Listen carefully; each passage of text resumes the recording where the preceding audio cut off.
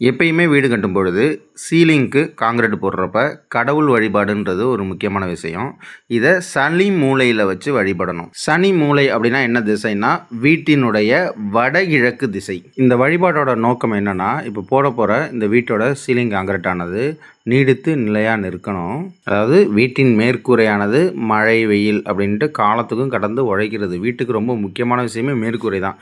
இந்த மேற்கூரை ஸ்ட்ராங்காக இருந்தால் தான் வீடே வலுவாக இருக்குன்னு அர்த்தம். கடவுள் வழிபாடு எப்பயும் போல தான் வாழை சீப்பு வச்சு வெத்தலை பாக்கு தேங்காய்லாம் வச்சு விளக்கேற்றி ஊதுபத்தி ஏற்றி சாம்பிராணி காட்டி தேங்காய் உடைச்சி சூடம் சுற்றுதல் இது நடைபெறும். இதில் ரொம்ப முக்கியமான விஷயம் என்னென்னா, பொட்டுக்கடலை சர்க்கரை கலந்த கலையை வைத்து படைக்கிறது தான்.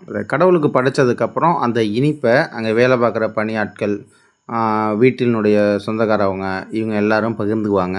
அந்த இனிப்பு வழங்கி தான் இந்த காங்கிரீட்டே தொடங்கப்படும். இந்த கடவுள் வழிபாடு முடிஞ்சோடனே காங்கிரீட் தொடங்குறதோட முதல் அறிகுறி அந்த சனி மூலையில் தான் அந்த காங்கிரீட்டோட முதல் கூடையே கொட்டணும். சனி மூலை என்னென்னா வடகிழக்கு மூலையில் தான் கொட்டி அந்த காங்கிரீட்டே தொடங்கப்படணும். அப்போ தான் இந்த வீடு வலிமையாக இருக்குன்றது ஒரு ஐதீகம். இந்த வழிபாடு முடிஞ்சதுக்கப்புறம் தலைமை மேசனுக்கு அவங்களோட முறையை நம்ம செய்யணும்.